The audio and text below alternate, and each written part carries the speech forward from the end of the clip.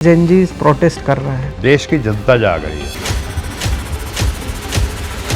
Public में रिजल्टमेंट है, लोगों में बहुत रिजल्टमेंट है, गालियां दे रहे लोग। सारे देश की जो ताकत है वो मोदी जी और अमित शाह के हाथ में चली जाए, ये तो डेमोक्रेसी नहीं, ये तो लोकतंत्र नहीं है। कि ये जो दौर है ये प्रतिक्रांति का दौर है, काउंटर रिवोल्यूशन है।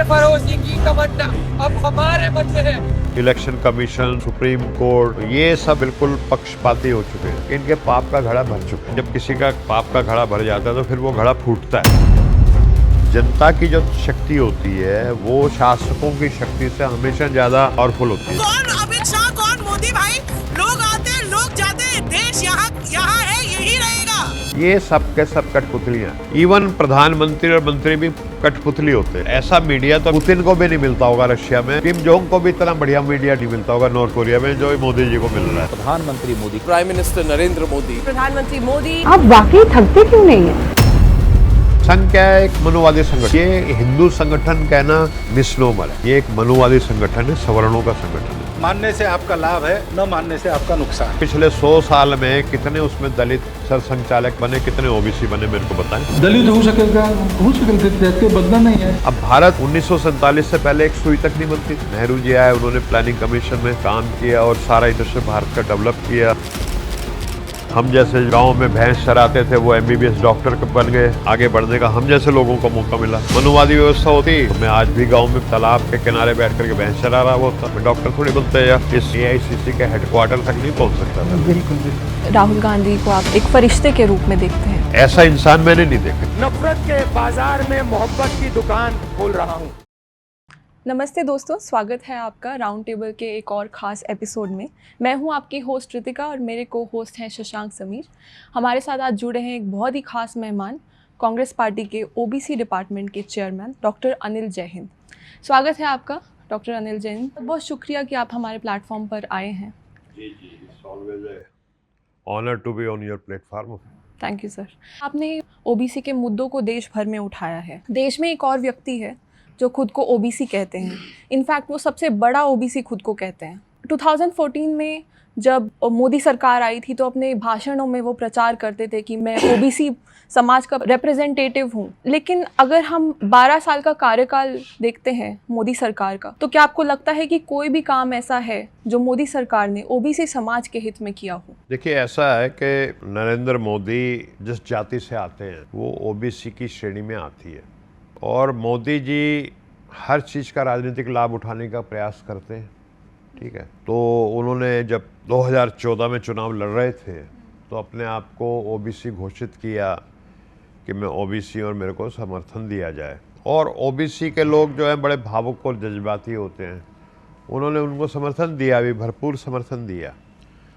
लेकिन OBC का होना, सिर्फ OBC का होना अपने आप में कोई बहुत बड़ी बात नहीं होती। तो एक संयोग होता है कि आप किस जाति में जन्म ले लेते हो। असली बात यह है कि जो OBC समाज है, जो सदियों से दबा कुचला रहा है इस देश में, जो मूलभूत जो फंडामेंटल ह्यूमन राइट्स होते हैं उनसे वो वंचित रहा हजारों सालों तक। शिक्षा से वंचित रहा, वो ज़मीन जायदाद से वंचित रहा, उसको अपना मनपसंद व्यवसाय करने का अधिकार नहीं था। जिस जाति में जन्म लेना था ये व्यवस्था उसको मजबूर करती थी कि आप उसी जाति वाला ही काम करेंगे। अगर आप दूसरी जाति का काम सोचेंगे तो आपकी गर्दन काट दी जाएगी, आपका आँख में गर्म सलाखें डाल दी जाएंगी, आपकी ज़बान काट दी जाएगी। तो इस तरह की बड़ी क्रूर, दुनिया में अगर कोई सबसे ज़्यादा जालिम और क्रूर सामाजिक व्यवस्था रही है तो वो भारत की रही है। आज OBC के लोग जो हैं, जो उनको पिछड़ा कहा जाता है, वो पिछड़े हैं, ये एक फैक्ट है। लेकिन वो पिछड़े ऐसे इसलिए नहीं है कि वो किसी से शारीरिक रूप से कमज़ोर हैं या बुद्धि में कमज़ोर हैं या वो मेहनत नहीं करते, ठीक है, या किसी से कम देशभक्त हैं। वो इसलिए कि हजारों साल तक सामाजिक व्यवस्था ने उनको शिक्षा से, संपत्ति से, ज़मीन जायदाद से, मान सम्मान से उनको ठोकरें मारी गई, गाली दी गई, पूरी जाति का नाम रख दिया गया कि ये जाति ऐसी होती है, ये जाति ऐसी होती है। मतलब उनको मानसिक तौर पे भी उनको तोड़ा गया। तो उस OBC समाज के लिए एक व्यक्ति जो खुद को कहता है प्रधानमंत्री, कुदरत ने उसको मौका दिया है कि उसके हाथ में सत्ता आई है, उसने पिछले 12 साल में एक भी ऐसा काम नहीं किया जिससे उस 60, 65, 70% जो भी ओबीसी की आबादी है उसको कुछ लाभ मिला हो। पिछले 12 साल में ओबीसी जिस स्तर पे था, सामाजिक कह लीजिए, शैक्षणिक कर लीजिए, आर्थिक कह लीजिए, उससे वो नीचे आया है।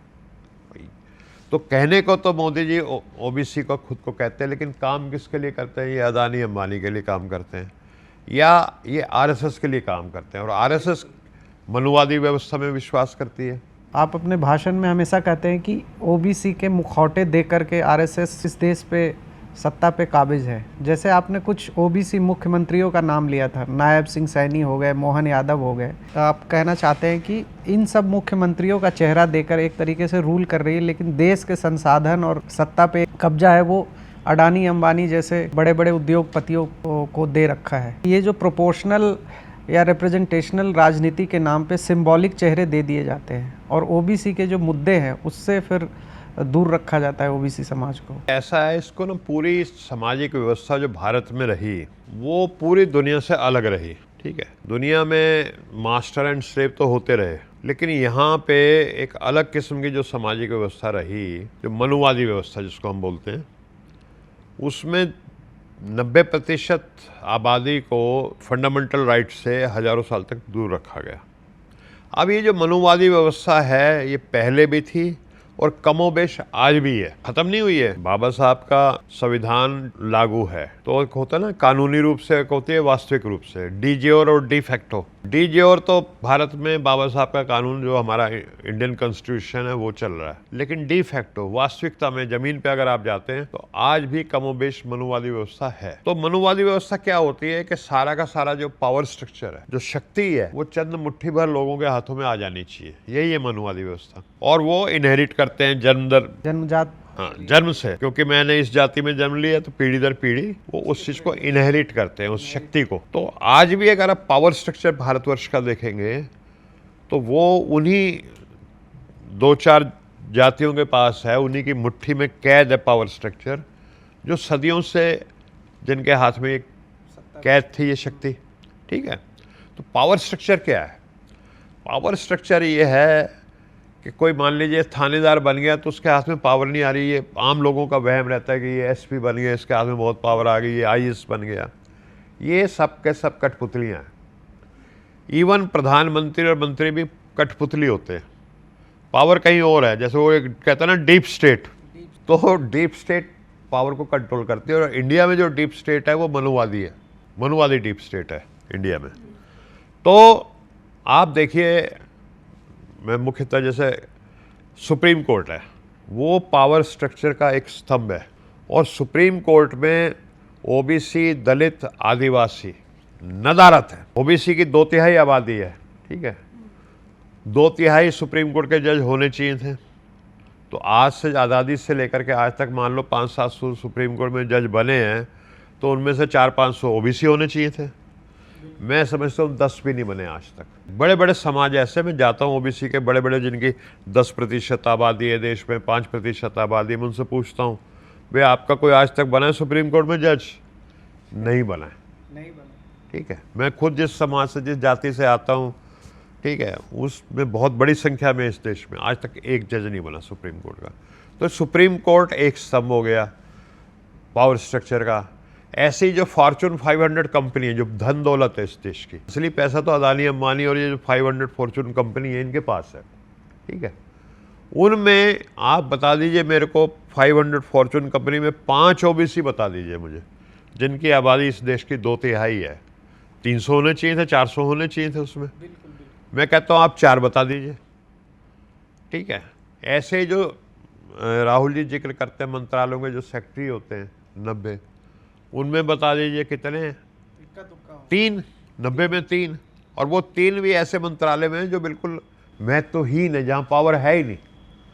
भाई मंत्रालयों में कहाँ पावर है? होम मिनिस्ट्री में पावर है, फाइनेंस मिनिस्ट्री में पावर है, डिफेंस मिनिस्ट्री में पावर है। इनके नहीं मिलेंगे आपको ओबीसी सेक्रेटरी। ठीक है, दलित भी नहीं मिलेंगे, आदिवासी भी नहीं मिलेंगे। फिर मीडिया है, मीडिया के मालिक कौन है, एंकर कौन है, एडिटर कौन है? ठीक है, तो तमाम जो पावर है, फिर आपके इंस्टीट्यूशंस जो हैं, भाई सीबीआई का डायरेक्टर है, ईडी का डायरेक्टर है ना, ये जितने कॉन्स्टिट्यूशनल इंस्टीट्यूशंस हैं उनमें नहीं मिलेंगे आपको। तो टोटल मोदी जी के राज में क्या 2/3 ओबीसी को सत्ता मिली? मैं कहता हूँ 2% भी नहीं मिली, 2% भी नहीं मिली।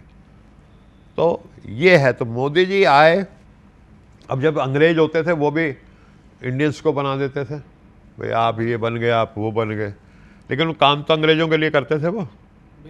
ठीक है। इस देश में मुग़ल आए तो भाई बीरबल भी था, कोई टोडरमल भी था, और कौन कौन थे, वो तानसेन जो तुर्रा बजाता था, मान सिंह उनका सेनापति था। तो किन के लिए काम करते थे? या तो मुग़ल के लिए या वो सवर्णों के लिए काम करते थे, भाई मनुवादी व्यवस्था बनी रहे। ठीक है। ना तो मुग़लों ने मनुवादी व्यवस्था के खिलाफ काम किया, ना उन्होंने कुछ किया कि भाई हिंदुओं के लिए काम कर रहे हो।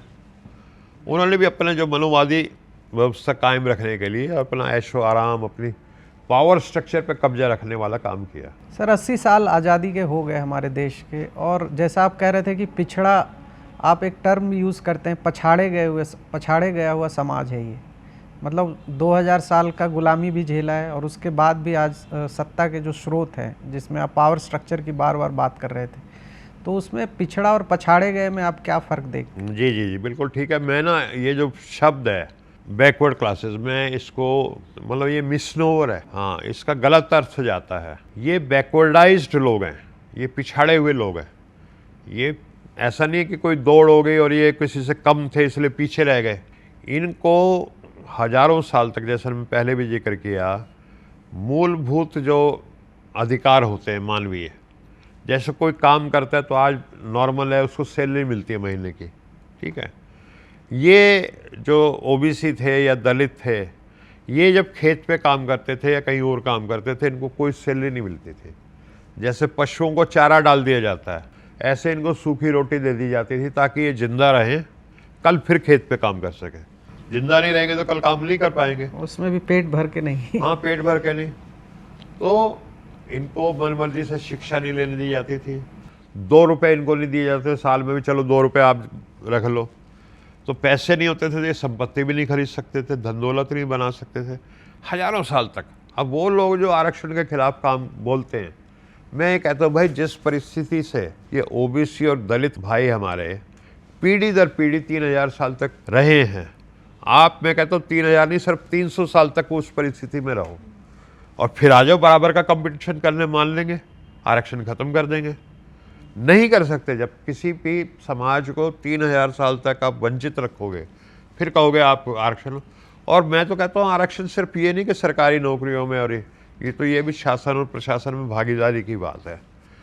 इनको क्योंकि 3000 साल तक इनको वंचित रखा गया था, इसलिए इनको धन दौलत में भी इनको हिस्सेदारी मिलनी चाहिए थी, क्योंकि इनको वंचित रखा गया 3000 साल तक। आप हमेशा इतिहास से कुछ एग्जाम्पल्स कोट करते हैं कि जब जब इस देश में समता स्थापित हुई है, चाहे वो वरकारी मूवमेंट था, चाहे वो भक्ति मूवमेंट था, या फिर गुरु नानक का काल था, सिख हिस्ट्री से भी आप एग्जाम्पल देते हैं, इवन मराठा हिस्ट्री से आप शिवाजी का दौर कोट करते हैं कि जब जब SC ST OBC को सेनाओं में भर्ती हुई या सेनाओं में हिस्सा मिला, वो जो हिस्ट्री का पार्ट था वो सबसे गौरवशाली रहा। देखिए ऐसा है शशांक जी कि मैंने, क्योंकि 1978 48 वर्षों से मैं इस सामाजिक व्यवस्था को बड़ी बारीकी से देख रहा हूँ, इसका अध्ययन कर रहा हूँ, और मैंने ये पाया है कि भारतवर्ष में ये जो सीढ़ी नुमा व्यवस्था रही, भाई 2000 दलित जातियाँ, 3000 OBC जातियाँ और अपने आपको सवर्ण कहने वाले लोग, तो ये सीढ़ी नुमा व्यवस्था है। इसमें एक एक पायदान पे लोग खड़े हैं, 6000 पायदान है मान लीजिए, और हर पायदान पे जो आदमी खड़ा है वो ऊपर वाले के तलवे चाट रहा है और नीचे वाले को काट रहा है, उसको ठोकर मार रहा है। ठीक है, ऐसी व्यवस्था ये है। ये स्ट्रेटिफाइड जो सोसाइटी है उसकी वजह से ये भारत कमज़ोर हुआ, और जो हजारों साल तक, अब भारत दुनिया में सबसे बैकवर्ड देश है। इसलिए बैकवर्ड देश है कि सबसे ज़्यादा इन्होंने अपने लोगों को बैकवर्ड रखा, तो देश भी बैकवर्ड हो गया।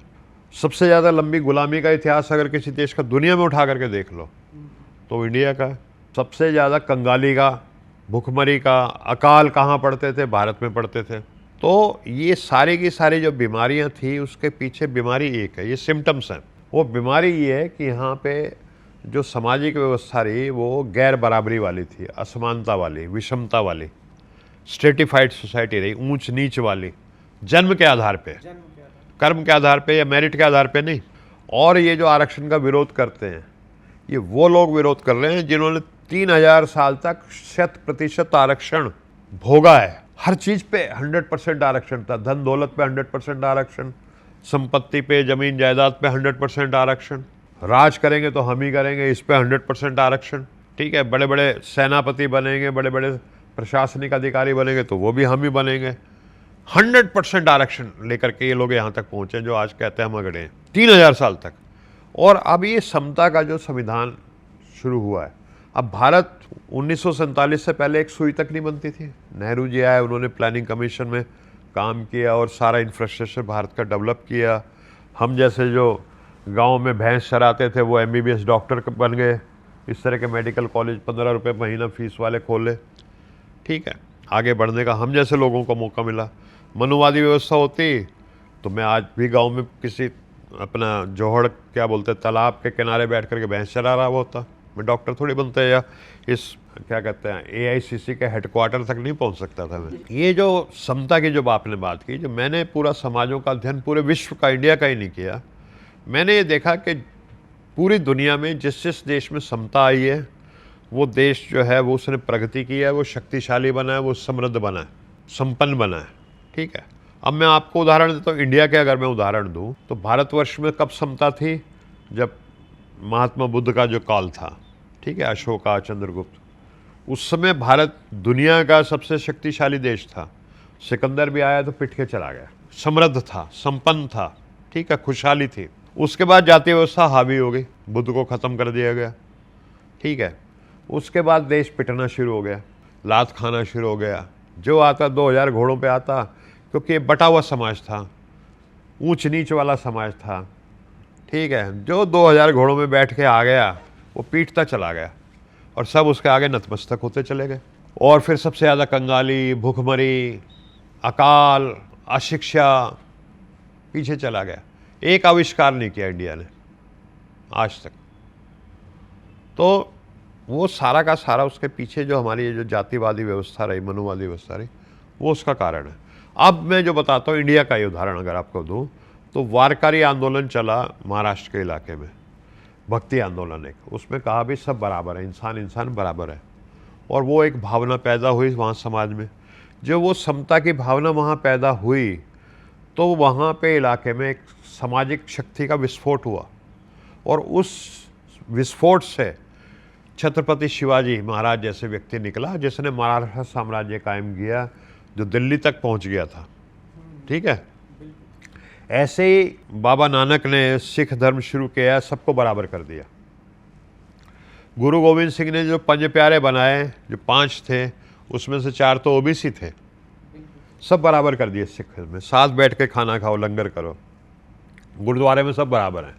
ये नहीं कि भाई यही बनेगा ग्रंथी, बाकी नहीं बन सकते, जन्म के आधार पे नहीं है, कोई भी बन सकता है ग्रंथी। ठीक है, तो वो एक बराबरी वाला समता का माहौल पैदा हुआ और फिर उस समाज में शक्ति पैदा हुई। उस शक्ति का अगर आप कह सकते हैं कि एक्सप्रेशन ऑफ दैट फोर्स वह महाराजा रंजीत सिंह। भाई चंद्रगुप्त के बाद कि कोई काबुल तक झंडा नहीं फहराया भारत के देश ने। काबुल से लोग आते रहे, वेव्स की वेव्स आती रही। तो मैं ये कह रहा हूँ कि वो सिख की जो समता थी, सिख धर्म ने जो समता पैदा की, हमारे समाज में, हमारे देश में ताकत पैदा हुई, खुशहाली आई, संपन्नता आई। और महाराजा रंजीत सिंह काबुल से लेकर तिब्बत पता नहीं कहाँ का तक उन्होंने राज स्थापित किया। ठीक है, अब आज़ादी के बाद एक समता वाले संविधान आया। आप देखो 15 अगस्त 1947 से पहले भारत कहाँ था? ना विज्ञान था यहाँ पे, ना पेट में रोटी थी, ना शिक्षा थी। लेकिन ये समता जो संविधान से आई है, 70 साल से लगातार भारत तरक्की कर रहा है, संपन्नता आ रही है, भारत खुशहाल हो रहा है, भारत ताकतवर हो रहा है। मनुवादी व्यवस्था अगर होती तो आज पाकिस्तान कब्जा कर लेता था 1 साल के अंदर अंदर इंडिया के ऊपर, वैसे जैसे बाबर ने कर लिया था, अगर संविधान ये नहीं होता तो। क्यों? विषमता होती, भारत कमज़ोर हो गया होता। तो हमारी जो ताकत है वो समता में है। हमारा देश तरक्की करेगा तो अगर हम समतावादी समाज बनाएंगे उससे तरक्की करेगा। विषमतावादी, जन्म के आधार पर ऊंच नीच, किसी को नीच बोलना जन्म की वजह से, अगर ऐसा समाज बनेगा तो ये देश डूब जाएगा। बाहर के लोग आकर के 2 महीने में कब्जा कर लेंगे इंडिया में। तो इसलिए मैं कहता हूँ कि हमारे देश में समता मूलक समाज बनाना बहुत ज़रूरी है। और मैं आपको चलो इंटरनेशनल एग्जांपल देता हूँ। इंग्लैंड में मैग्ना कार्टा आया, पहले ऊंच नीच थी, वो क्लास के हिसाब से, जाति के हिसाब से नहीं थी, लेकिन वर्ग के हिसाब से ऊंच नीच थी। कोई नाइट था, कोई लैंडलॉर्ड था, कोई रॉयल था, ठीक है। मैग्ना कार्टा आया, equality before law I. England जो है बिल्कुल एक छोटा सा टापू वाला देश, पूरी दुनिया में साम्राज्य स्थापित हो गया, कभी सूरज नहीं छुपता था, ऐसा साम्राज्य आ गया। अमेरिका में काले गोरों में जो फर्क खत्म किया उन्होंने, उसके बाद अमेरिका कितना ताकतवर हो गया। जापान जर्मनी क्यों ताकतवर रहे? क्योंकि every German is equal, every Japanese is equal, ठीक है। अरब देशों का आप एग्जाम्पल लो, वहाँ लड़ते रहते थे सब ट्राइब्स। इस्लाम आया, इस्लाम ने कहा भी सब बराबर हो गए, एक समता पैदा हुई। और अरब उसके बाद देखो पूरी दुनिया में छा गए। चाइना का देख लो, चाइना में कितना पिटा हुआ देश था, इंडिया टाइप का देश था, क्योंकि वर्ग के हिसाब से ऊंच नीच थी, जाति की नहीं थी लेकिन वर्ग थी वहाँ पे। समता आई, कम्युनिज्म आया, माओवादी। उसके बाद चाइना आज पूरा अमेरिका को टक्कर दे रहा है। तो जब भी जिस भी समाज में समता होगी, वो समाज, वो देश संपन्न होगा, खुशहाल होगा, ताकतवर होगा। और भारत आज अगर आप पीछे 70 सालों में जो तरक्की कर रहा है, ये 56 इंच वाली नकली बातें नहीं हैं। ये बाबा साहब का संविधान है जो महात्मा गांधी, पंडित जवाहरलाल नेहरू सब ने मिलकर के बनाया। बाबा साहब ने उसको चेयर किया। उस संविधान की वजह से इस देश में ताकत हो रही है। ये बकवास करते हैं ये लोग कि जी मोदी जी ने बस डंका बजा दिया और वो कर दिया, ठीक है। कोरी बकवास है ये। मोदी जी कुछ भी नहीं है अगर ये संविधान नहीं होता तो। जी सर, कॉन्स्टिट्यूशनली तो समता है, इक्वालिटी है, लेकिन अगर आज हम सोशल रियलिटी को देखें तो वो कुछ और ही है। देश में ओबीसी प्रधानमंत्री होने के बावजूद भी हम बात कर रहे हैं कि कैसे जो मेन पोस्ट हैं वहाँ से ओबीसी गायब हैं, चाहे हम वाइस चांसलर्स की बात करें, जजेस की बात करें। हम देख रहे हैं कि कैसे हर इंस्टीट्यूशन पर आरएसएस का कब्जा है। उसी मानसिकता के लोग आ रहे हैं जो संघ की विचारधारा के हैं। तो आपसे मैं ये जानना चाहती हूँ कि ये जो लोग आ रहे हैं जो संघ की विचारधारा के हैं, क्या ये बहुत ही मेरिटोरियस लोग हैं? मैं उसको संघ की विचारधारा नहीं कहता। संघ की विचारधारा करके आप मतलब असली चीज़ की तरफ हाँ छुपा रहे हैं। जो मनुवादी विचारधारा, संघ क्या है? एक मनुवादी संगठन है, ठीक है। संघ पिछले 100 साल में कितने उसमें दलित सरसंघचालक बने, कितने ओबीसी बने, मेरे को बताएं। और एक सरसंघचालक ही छोड़ दीजिए, जो टॉप के जो 100 हैं संघ में, उनमें आज तक कितने ओबीसी और कितने दलित बने। तो ये हिंदू संगठन कहना मिसनोमर है। ये एक मनुवादी संगठन है, सवर्णों का संगठन है। लेकिन कुछ दिन पहले मोहन भागवत जी कह रहे थे मीडिया में आके कि आरएसएस का चीफ एक दलित भी बन सकता है। हाँ बन सकता है, तो 100 साल में तो बना नहीं, ठीक है, ठीक है। अगले 1000 साल तक वो ऐसे कहते रहेंगे बन सकता है। और फिर दूसरी बात मैं कहता हूँ कि आरएसएस का अगर चीफ दलित मान लीजिए बन भी गया और वो चला उन्हीं सिद्धांतों पे जो मनुवादी सिद्धांत हैं, तो उसका क्या मतलब रहा? विचारधारा है वो बदलनी जरूरी है, ठीक है ना भाई। अर्जुन सिंह जी तो एक क्षत्रिय समाज के थे और हमारी मैडम सोनिया गांधी ने उनसे कहा तो उन्होंने शिक्षा में आरक्षण लागू किया। मनमोहन सिंह जी प्रधानमंत्री थे, तो मनमोहन सिंह जी खत्री थे और वो क्षत्रिय थे, ठीक है, लेकिन उन्होंने काम समता का किया। महात्मा बुद्ध खुद क्षत्रिय थे लेकिन उन्होंने समता की आवाज़ उठाई। तो बात ये होना कि ये ओबीसी है, ये दलित है, वो जरूरी नहीं, किस विचार का है व्यक्ति, वो मायने रखता है। तो हमें बुद्ध का विचार का क्षत्रिय चाहिए, ठीक है। अर्जुन सिंह के विचार का चाहिए हमें मैडम सोनिया गांधी, हमारे भूतपूर्व प्रधानमंत्री मनमोहन सिंह जी जैसे हों, जो समतावादी समाज बनाने का काम करें। और न्याय योद्धा राहुल गांधी जी, आज के समय में अगर कोई बाबा साहब अम्बेडकर, शाहू जी महाराज, महात्मा फूले के मार्ग पे चल रहा है और समता की लड़ाई लड़ रहा है बहादुरी से, तो उसका नाम है न्याय योद्धा राहुल गांधी। और मनुवादी ताकतें, पूरा मीडिया, पूरा आपके क्या कहते हैं ये धन दौलत वाले फॉर्चून 500 कंपनी वाले लोग, सब राहुल जी के पीछे क्यों पड़े हुए हैं? कोई पर्सनल थोड़ी है उनकी बात, सिर्फ इसलिए कि ये मनुवादी व्यवस्था तोड़ने के लिए क्यों काम कर रहे हैं। जो भी मनुवादी व्यवस्था की खिलाफत करेगा इस देश में, पूरे ब्रह्मांड की जो मनुवादी ताकतें हैं ना, वो एक होकर के उसके खिलाफ हो जाती है। और वही न्याय योद्धा राहुल गांधी जी के साथ भी हो रहा है। ठीक है, आज वो दलितों, पिछड़ों, आदिवासियों के लिए बोलना छोड़ दें, गरीबों के लिए बोलना छोड़ दें, तो आज वो हीरो हो जाएंगे प्रेस के। ठीक है, मोदी जी से ज़्यादा उनको प्यार करेगी प्रेस, ये मीडिया और ये क्या कहते हैं, फॉर्चून 500 कंपनी वाले। लेकिन वो गरीब की, कमज़ोर की, उनकी आवाज़ उठाते हैं, दलित की, आदिवासी की, अक़लियत की, ओबीसी की, अति पिछड़ा की आवाज़ उठाते हैं, इसलिए वो विलेन बने हुए। आपने पिछले पॉडकास्ट में कहा था कि राहुल गांधी को आप एक फरिश्ते के रूप में देखते हैं। क्या आपको लगता है कि राहुल जी की जो पॉलिटिक्स है वो ओवर द ईयर ट्रांसफॉर्म हुई है? देखिए, ऐसा है, मेरा ये खैर दुर्भाग्य कहूँगा मैं, कि मैं जब तक राजीव जी थे तो मैं जुड़ा हुआ था कांग्रेस से, और मैंने उस समय राहुल जी को बहुत छोटी उम्र का देखा। उसके बाद मैं कांग्रेस छोड़ गया। ठीक है, जब राजीव जी चले गए और मैं संपर्क में नहीं रहा, और बहुत बाद में जब भारत जोड़ो यात्रा शुरू हुई तब मैंने न्याय योद्धा राहुल जी को देखा और मैं बहुत प्रभावित हुआ तब। और फिर मेरा को एक अवसर प्राप्त हुआ उनसे मिलने का, नज़दीक आने का। तो विचार तो मतलब मैं जुड़ा तो इसलिए कि उनका जो विचार था वो भागीदारी सबको देना चाहते हैं, इस देश में सबको आगे बढ़ने का मौका देना चाहते हैं। ठीक है, सामाजिक न्याय के इस समय सबसे बड़े योद्धा अगर इस देश में हैं, और मैं बड़े बड़े योद्धाओं के साथ रहा हूँ अपने जीवन में जो सामाजिक न्याय के योद्धा रहे, तो वो राहुल गांधी हैं, मैं इसलिए उनके साथ हूँ। लेकिन व्यक्तिगत रूप में जब मैं उनसे बात करता हूँ और मिलता हूँ, तो उनका जो एक इंसान के रूप में जो पहलू है ना, वो अब मेरी उम्र लगभग 70 साल हो जाएगी और एक साल में, तो ऐसा इंसान मैंने नहीं देखा, ये मैं कहना चाहता हूँ। वो इंसान के रूप में भी फरिश्ता है। मैं उनसे जुड़ा हूँ विचार की वजह से, लेकिन एक ये अलग पहलू है उनका कि as a person he is more than human being.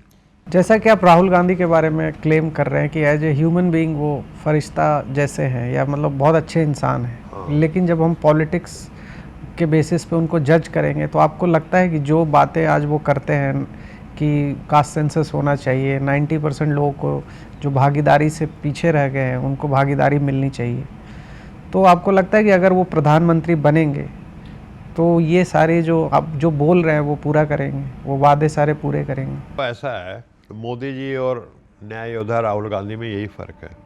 Modi ji के हर, जिसको कहते हैं ना कि अगर वो यहाँ खुजा भी रहे ना तो उसका कोई पॉलिटिकल रीज़न है।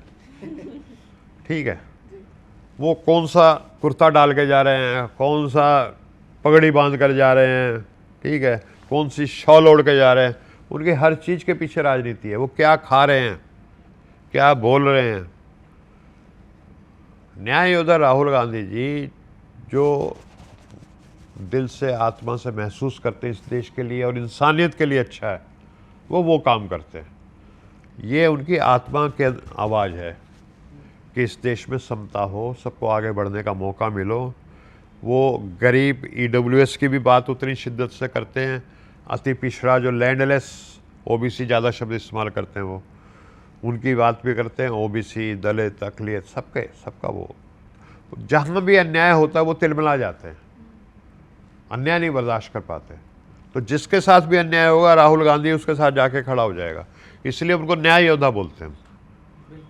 ठीक है, अभी मान लो छात्रों के साथ अन्याय हो रहा है भर्ती परीक्षाओं में, नीट में और उसमें CBSE में, तो वो उनके साथ जाके खड़े हो गए। जहाँ भी अन्याय होगा वहाँ आपको राहुल गांधी खड़ा नजर आएंगे। जी जी।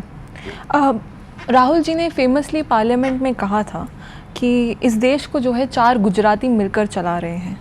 अडानी के बारे में उन्होंने कहा था कि जहाँ जहाँ मोदी जाते हैं वहाँ वहाँ अडानी जाते हैं। तो राहुल जी को अडानी से क्या दिक्कत है? देखिए, ऐसा है कि मैंने वैसे जो आप कह रहे हैं मैंने सुना नहीं, लेकिन मैं आपकी बात को मानता हूँ। चलिए, उन्होंने कहा होगा शायद ऐसे कभी। लेकिन क्या है कि इस देश की धन दौलत चंद मुट्ठी भर हाथों में आ जाए, मोनोपोली हो जाए किसी की, तो वो डेमोक्रेटिक कंट्री के लिए और फिर हम समावेशी विकास की बात करते हैं, ठीक है, हम समता की बात करते हैं, और धन दौलत सारा देश का 2 आदमियों के हाथ में चला जाए, सारे देश की जो ताकत है वो मोदी जी और अमित शाह के हाथ में चली जाए, ये तो डेमोक्रेसी नहीं है, ये तो लोकतंत्र नहीं है, ये समावेशी विकास नहीं है। ये जो है पावर का डिस्ट्रीब्यूशन होना चाहिए। एक एक सिटीजन, जो गरीब से गरीब भी सिटीजन, उतना ही पावरफुल होना चाहिए जितना अदानी और अंबानी। हमारा संविधान तो ये कहता है, तभी तो सबको वोट का अधिकार दिया, 1 मैन 1 वोट इक्वल वैल्यू। तो ये हमारे संवैधानिक की भावनाओं के बिल्कुल विरुद्ध है कि सारा धन दौलत 2 आदमियों के हाथ में है। जी यही तो मनुवादी व्यवस्था है, और क्या है जी। कि सारी शक्ति चंद मुट्ठी भर लोगों के हाथ में आ जाए, इसी के तो खिलाफ हम लड़ रहे हैं। अंबानी और अडानी का जो मोनोपोली जिस तरीके से इस देश में बढ़ रहा है, सारी की सारी जो संपत्ति है जिस तरीके से उनके हाथ में संचित हो रही है, इसके अलावा जैसे राहुल गांधी ने बोला था कि 1 साल के अंदर हो सकता है मोदी की सरकार गिर जाए, लेकिन हम रिसेंट की घटनाओं को देखें तो उन्होंने कई सारी पार्टियों को तोड़ने का काम किया है, चाहे वो टीएमसी का तृणमूल कांग्रेस हो या फिर शिवसेना वाली पार्टी हो। और अभी कुछ अखबारों में ये न्यूज़ आ रही है कि अब मिशन 360 चल रहा है। मिशन 360 कहने का मतलब, चूँकि 2024 के इलेक्शन में वो 370-400 की सीटें की बात कर रहे थे, वो पूरी नहीं हुई चूँकि संविधान वाली बात आ गई थी। लेकिन अब जिस तरीके से पार्टियां तोड़ करके वो मिला रहे हैं, तो आपको लगता है कि ये 360 वाला जो मिशन है, 370 सीटों, किसी तरीके से वो चाहते हैं कि फिर से वो हावी हो जाएं और संविधान बदलें? क्या संविधान को फिर से एक बार खतरा है?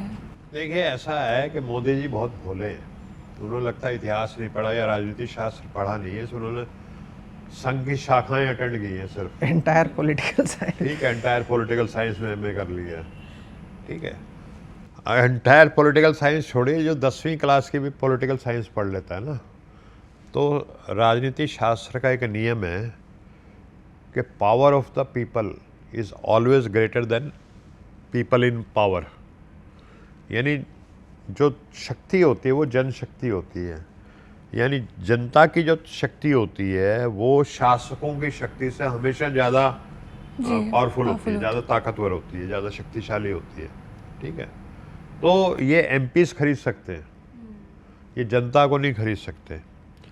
एमपीज हो सकता है इनकी तरफ जा रहे हो, जनता कहीं और दूसरी तरफ जा रही है, इनके खिलाफ जा रही है। अब आप तमाम मीडिया इनके पास, ऐसा मीडिया तो मैं समझता हूँ कि पुतिन को भी नहीं मिलता होगा रशिया में। तो नॉर्थ कोरिया का कौन है वो, जो अपना किम जोंग को भी इतना बढ़िया मीडिया नहीं मिलता होगा नॉर्थ कोरिया में जो मोदी जी को मिल रहा है, सपोर्टिव मीडिया। उसके बावजूद भी पब्लिक में रिजेंटमेंट है। अभी मैं जो रिसेंटली अगर आप देखो इथेनॉल को लेकर के कितनी रिजेंटमेंट है, 22 करोड़ जो गाड़ियाँ हैं। अब क्या होता है कि कोई भी व्यक्ति की जो सबसे बड़ी इन्वेस्टमेंट उसकी घर होती है और सेकंड इन्वेस्टमेंट उसकी गाड़ी होती है जी। तो जो गाड़ियों के साथ हो रहा है, 22 करोड़ गाड़ियों के साथ जो मोटर वाहन है, लोगों में बहुत रिजेंटमेंट है, गालियाँ दे रहे लोग। फिर ये अभी राम मंदिर का हो गया जो मामला आया, अब राम मंदिर में भी इन्होंने पूरी मनुवादी व्यवस्था कायम कर रखी है। राम जी क्या कि सिर्फ चंद 2-4 जातियों के थे क्या? राम जी तो गरीब के भी थे। तो जो 150 करोड़ हिंदू हैं उनका सबका बराबर अधिकार है ना उस मंदिर के ऊपर, या ये 2-4 जातियों का ही अधिकार होगा उस पर? तो जो ट्रस्ट बनता है, उस ट्रस्ट का जो पैसा है 2-4 लोगों की जेब में जा रहा है जी, तो उसका लोकतांत्रिकरण क्यों नहीं है? भाई आप उसका ट्रस्ट बनाओ लोकतांत्रिक तरीके से। 150 करोड़ हिंदू उसमें वोट देंगे, और ओबीसी और दलित जातियों के भी ट्रस्टी उनकी आबादी के अनुपात में वहाँ रखिए, क्यों नहीं रखते आप? उनको चंद मुट्ठी भर लोगों का वहाँ पे भी आपने मनुवादी कर रखा है व्यवस्था। चूँकि आप मंदिरों की अर्थव्यवस्था और उसमें हिस्सेदारी की बात कर रहे थे, तो मंदिर हमेशा से एंशिएंट टाइम या मेडिवल टाइम्स में भी इकोनॉमी का सबसे इम्पॉर्टेंट पार्ट रहा है। वहाँ शिक्षा से लेके स्कूल से लेके सब कुछ होता था। तो कहीं ना कहीं मनुवादी व्यवस्था का जो सबसे मजबूत जो एक स्तंभ है वो है मंदिर। और राम मंदिर जब आंदोलन शुरू हुआ तो उसमें कई सारे ओबीसी एससी के लोग थे जो कर सेवक बने, जिस तरीके से बलिदान दिया बहुत सारे लोगों ने। लेकिन मंदिर का जब ट्रस्ट बना 2019 में, तब उसमें उनको जगह नहीं मिली। मैं वही कह रहा हूँ कि ये सारी की सारी जो है ना आरएसएस का कंट्रोल है। आरएसएस मतलब मनुवादी कंट्रोल है। तो होता क्या है कि जैसे बारात है, बारात जाती है तो उसमें बैंड बाजे वाले दलित पिछड़े होते हैं, तो बड़े खूबसूरत सब उनके आगे नाचते हैं, और जैसे ही वो दुल्हन के दरवाजे पहुँचते तो उनको कहते भाई अब बाहर रहो, दावत हम खाएंगे, आप दावत में नहीं आमंत्रित। तो ऐसे ही जब ये राम मंदिर का आंदोलन चल रहा था तो विनय कटियार जो ओबीसी है, उमा हमारी बहन उमा भारती वो ओबीसी थी, कल्याण सिंह जी रहे नहीं बाबूजी, ठीक है, ये बहुत जोश में थे। लेकिन जैसे मंदिर बना तो इनको वही जो बैंड बाजे वालों के साथ किया जाता है, इनको कहा भाई भैया आप बाहर रहो, दावत खाने में आप अंदर नहीं आओगे, ठीक है। तो वही इसके पीछे कारण वही है कि मनुवादी लोगों के हाथ में पूरा कंट्रोल है। तो क्या धार्मिक मामलों में भी कोई खास मेरिट होती है? नहीं, मैं ये कहता हूँ जैसे हमारा सिख भाई है, हमारे जो ना गुरु नानक और गुरु गोविंद सिंह ने बड़ी अच्छी परंपरा, हमारे भाई वो सिख परंपरा भी तो हिंदू परंपरा है ना, तो वो एक अच्छा उदाहरण है। वहाँ श्री गुरुद्वारा प्रबंधक कमेटी है जिसमें हर सिख, गरीब से गरीब सिख का भी एक वोट है और अमीर से अमीर सिख का भी एक वोट है। वो वहाँ पे चुनते हैं और चुने हुए लोग उसकी व्यवस्था को संभालते हैं गुरुद्वारे की, ठीक है, और देखते हैं कोई भ्रष्टाचार नहीं हो, जो चढ़ावा किसी की जेब में नहीं जाता, जो वहाँ पे ग्रंथी है जो सेवा का काम कर रहा है उसको सैलरी मिलती है। तो ये मॉडल जो है श्री गुरुद्वारा प्रबंधक कमेटी वाला मॉडल, मैं समझता हूँ ये अपनाना चाहिए राम मंदिर में भी, और अपने जितने भी हमारे जो टेम्पल्स वगैरह हैं, जैसे गुरुद्वारा मेंटेन होते हैं उसी तरह एक बनाओ मंदिर प्रबंधक कमेटी बनाओ, और सब हिंदू उसमें हिस्सा लें, क्योंकि सब उसमें बराबर के स्टेक होल्डर है। मतलब डेमोक्रेटाइजेशन होना चाहिए हमारे रिलीजन का ना, ये मनुवादी व्यवस्था जो रिलीजन में है वो खत्म होनी चाहिए, मैं ये कहता हूँ। प्रीस्टहुड पे भी ब्राह्मणों का कब्जा है? देखो ये तो कुछ जो एक शैतानी मानसिकता के लोग थे, जो मनु उसने कहा कि भगवान से सिर्फ यही लोग संपर्क कर रहे हैं। अब भगवान की जो वो तो परमात्मा है ना, परमात्मा की आत्मा तो सब में मौजूद है। बाबा नानक भी तो कहता है एक नूर से सब जग उपजया, कौन भले कौन मंदे, तो सब बराबर हैं। रिलीजन यही कहता है कि सब इंसान उस भगवान का ही एक छोटा रूप है, तो इसमें ऊंच नीच नहीं होनी चाहिए कि यही पुरोहित बनेगा वो पुरोहित नहीं बनेगा। स्वामी दयानंद हमारे इसमें हैं, और हमारे परिवार तो आर्य समाजी परिवार रहा है, कोई भी पुरोहित बन सकता है आर्य समाज में, और आर्य समाज में भी वही है, जो प्रबंधन जो होता है वो उसमें सब पार्टिसिपेट करते हैं। ये नहीं कि चंद मुट्ठी भर आदमी जो है उस आर्य समाज के मंदिर के ऊपर कब्जा कर लेंगे।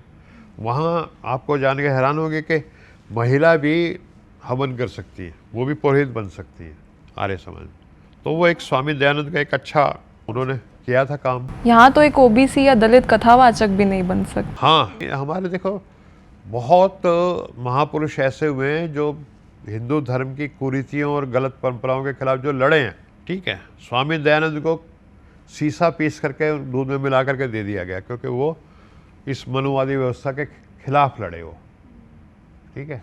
इसलिए बाबा नानक, गुरु गोविंद सिंह, ये सब हमारे महापुरुष हुए हैं जिन्होंने ये पाखंड के खिलाफ लड़ाई लड़ी, ऊंच नीच के खिलाफ लड़ाई लड़ी, ठीक है।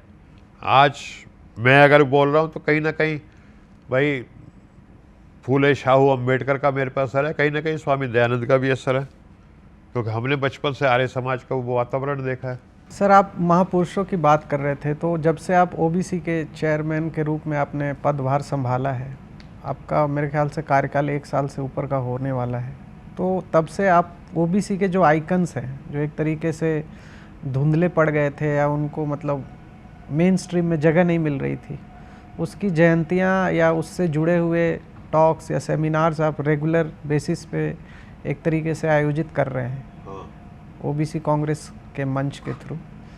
तो ये जो ओबीसी के आइकन्स हैं, कहीं ना कहीं उनको मेन स्ट्रीम हिस्ट्री में भी जगह नहीं मिली, तो उसका क्या इम्पोर्टेंस देखते हैं इस पीढ़ी के? दो बातें हैं जी। देखिए, एक तो क्या होता है कि किसी समाज को पीछे करना हो ना, तो एक बहुत बड़ी बात होती है, उसको कह दिया भाई तू किसी काबिल नहीं है, उसमें हीन भावना बढ़ दी जाए, उसका कॉन्फिडेंस तोड़ दिया जाए, उसके स्वाभिमान को किल कर दिया जाए। तो हम जब अपने महापुरुषों को याद करते हैं तो हमारा स्वाभिमान जगता है, हमारा आत्मविश्वास जो है वो जगता है, फिर उनसे हमें प्रेरणा मिलती है। आप शाहू जी महाराज दुनिया के वो महापुरुष हैं हमारे आदरणीय, जिन्होंने आरक्षण की शुरुआत की। और ये कितनी अच्छी व्यवस्था उनकी देन है कि आज साउथ अफ्रीका में नेल्सन मंडेला साहब आए इंडिया में आरक्षण समझने के लिए कि कैसे हम करें। तो महात्मा फूले ने सामाजिक क्रांति का आगाज किया। नहीं तो ये तो स्लेव, मतलब कास्ट इज स्लेव, मैं ये इस जाति का हूँ इसलिए मैं दास हूँ, गुलाम हूँ। तो हमें अपने महापुरुषों को याद करना चाहिए, उनसे प्रेरणा लेंगे, क्योंकि हमें इस भारतवर्ष को महान भारतवर्ष बनाना है, ताकतवर और खुशहाल संपन्न भारतवर्ष बनाना है। और ये जो मनुवादी कीड़े हैं, ये दीमक की तरह इस देश को, जैसे पेड़ होता है ना उसको हरा भरा नहीं होने देती दीमक, चाटती रहती है, ऐसे मनुवादी कीड़े जो हमारे देश को चाट करके इसको खोखला करने की कोशिश कर रहे हैं। तो हमारा फर्ज बनता है कि हम उस दीमक का इलाज करें। सर, आज का ये जो नियो मनुवादी दौर चल रहा है बीजेपी सरकार में, हम देखते हैं कि कैसे पिछले 8 दशक में जो इंस्टीट्यूशंस कांग्रेस सरकार ने बनाए थे उनको किस तरह खोखला किया जा रहा है, चाहे वो हमारे कोर्ट्स हो, एजुकेशनल इंस्टीट्यूशंस हो, एनटीए हो, यूजीसी हो। हम देख रहे हैं कि कैसे डॉलर के मुकाबले जो इंडियन रुपी है उसकी वैल्यू कैसे गिरती जा रही है, पेट्रोल के प्राइसेस बढ़ते जा रहे हैं। मुझे मनमोहन सिंह की वो बात याद आ जाती है जो उन्होंने 2014 के इलेक्शन से पहले कही थी। उन्होंने कहा था कि अगर नरेंद्र मोदी देश के प्रधानमंत्री बन जाते हैं तो देश के लिए बहुत ही खतरनाक साबित होगा। तो क्या आपको लगता है आज देश के हालात देखकर कि जो मनमोहन सिंह ने कहा था वो सच साबित हो रहा है? देखिए, एक चीज़ तो मैं आपको बता दूं कि ये जो दौर है ये टेम्परेरी दौर है। अगर आप इसको इतिहास की दृष्टि से देखेंगे, this is a temporary phenomena. ये प्रतिक्रांति का दौर है, काउंटर रिवोल्यूशन है इस समय। और इसमें कोई शक नहीं कि ये कोशिश कर रहे हैं मनुवादी लोग के इंस्टीट्यूशंस पे कब्जा करो, और उन्होंने कर भी लिया है। इसको क्या कहते हैं, चुनाव, इलेक्शन कमीशन, सुप्रीम कोर्ट, ये सब जो है बिल्कुल पक्षपाती हो चुके हैं। और एक किताब बड़ी दुनिया में मशहूर हुई, उसका नाम why Nations fail, James Robinson की, है ना। तो उसने कई डिकेड्स इतिहास का अध्ययन करके ये बताया कि जिस देश में जो संवैधानिक संस्थाएं जो हैं वो कॉम्प्रोमाइज हो जाती हैं, पक्षपातपूर्ण हो जाती हैं, हाईजैक्ट हो जाती हैं, वो देश सोमालिया और इथोपिया की तरह बिल्कुल बर्बाद हो जाता है। तो ये एक साइंस है, जैसे साइंस में न्यूटन लॉ है ना, ये भी एक लॉ है कि अगर देश में, अमेरिका क्यों महान बना, इंग्लैंड क्यों महान बना, पहले वहाँ की जो संस्थाएं थी ना वो रोबस्ट हुई, कॉन्स्टिट्यूशनल जो उनके इंस्टीट्यूशंस थे वो पावरफुल बनी, उन्होंने बड़े से बड़े आदमी की परवाह नहीं की, उन्होंने फेयर कॉन्स्टिट्यूशनल डिसीजंस लिए, तो वो देश महान बन गए। जैसे समता है ना, ऐसे ही जो किसी भी देश के जो कॉन्स्टिट्यूशनल इंस्टीट्यूशंस होते हैं उनका बहुत बड़ा रोल होता है देश को बनाने में। तो ये सारे इंस्टीट्यूशंस कंप्रोमाइज कर चुके हैं, लेकिन ये टेम्परेरी फेनोमेना है, आप देखते रहिए बहुत जल्दी। और राहुल जी जो बात कहते हैं ना कि इनके पाप का घड़ा भर चुका है, और ये तो हर कोई कहता ही है कि जब किसी का पाप का घड़ा भर जाता है तो फिर वो घड़ा फूटता है। तो इसलिए ये सरकार, ये जो कितने 360 MP किसी को डरा के, किसी को धमका के, किसी को लालच दे करके इकट्ठे कर रहे हैं, ये चलने वाली चीज़ नहीं है। भानुमति ने कुरमा जोड़ा, कहीं का ईंट कहीं का रोड़ा, ठीक है, ये टेम्परेरी फेनोमेना है, ये बहुत जल्दी बिखरने वाला है। देश की जनता जाग रही है और हमें देश की जनता के विवेक के ऊपर पूरा भरोसा है। अभी राहुल जी का एक भाषण याद आ रहा है, उन्होंने कहा था, चूँकि आप इंस्टीट्यूशंस की बात कर रहे थे, जब तक इंस्टीट्यूशन आपके फेवर में थी, ओरिजिनल पार्टियों को एक तरीके से समझा रहे थे, तब तक एक फेयर प्ले चल रहा था और आप compete कर पा रहे थे। लेकिन जब से ये इंस्टीट्यूशन उन्होंने कब्जा कर लिया है, तब से वो फेयर प्ले रहा नहीं। SIR के थ्रू उन्होंने इलेक्शन कमीशन को एक तरीके से बर्बाद किया।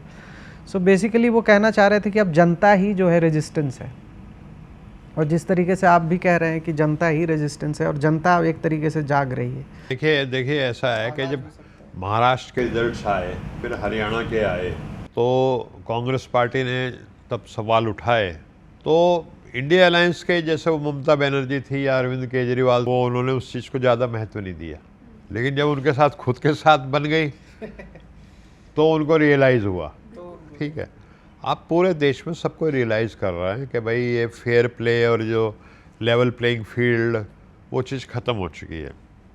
और ऐसे में अगर आपके साथ जन समर्थन भी है तो भी आप जीत जाओगे, सरकार बना लोगे, नहीं संभव।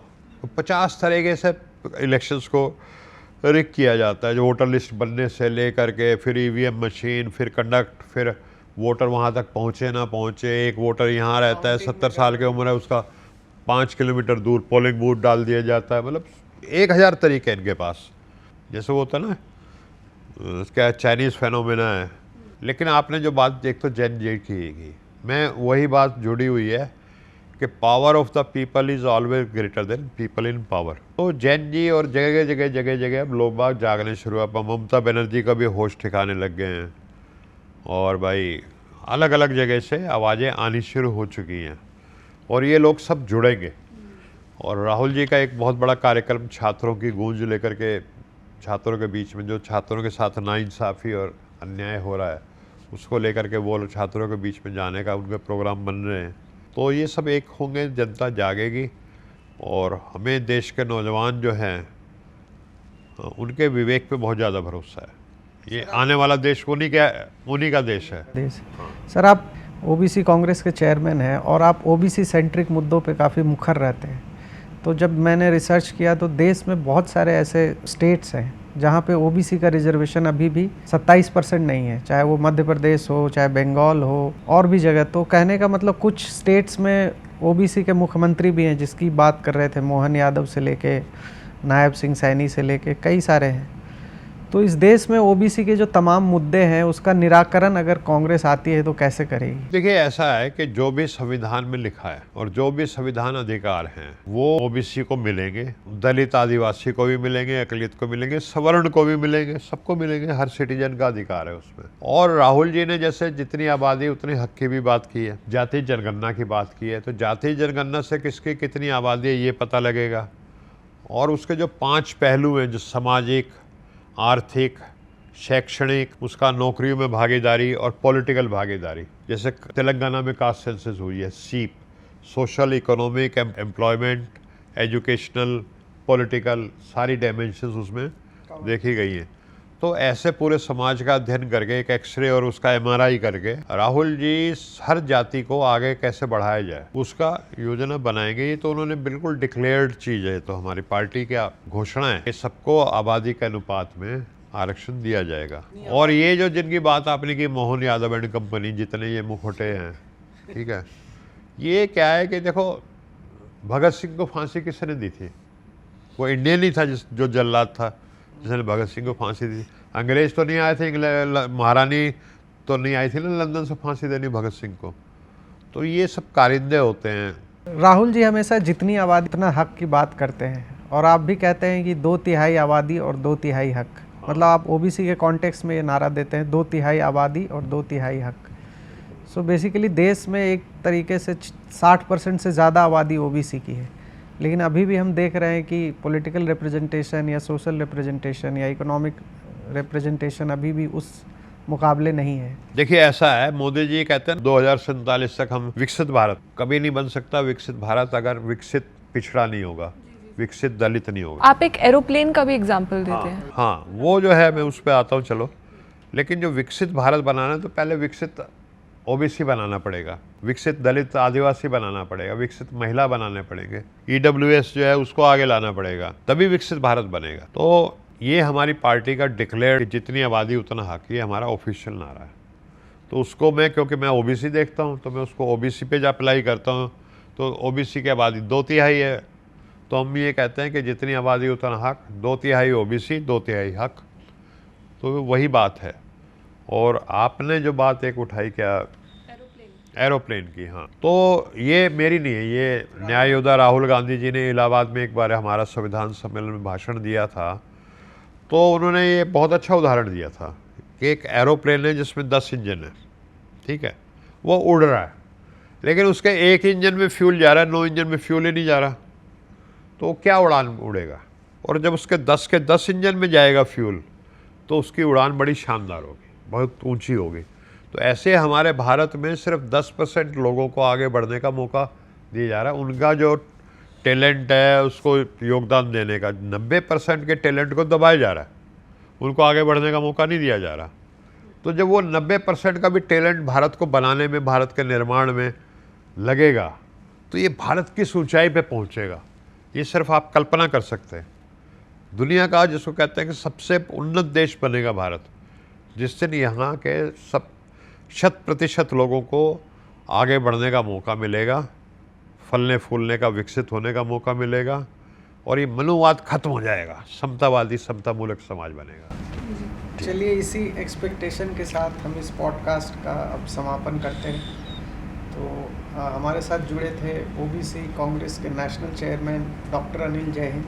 तो आप इस पॉडकास्ट को ज़रूर शुरू से लेकर अंत तक देखिए और समझिए कि ओबीसी से जुड़े हुए मुद्दे इस देश में क्या हैं और अभी जो ज्वलंत मुद्दे इस देश में चल रहे हैं उसका निराकरण कैसे हो सकता है। धन्यवाद सर इस पॉडकास्ट में जुड़ने के लिए।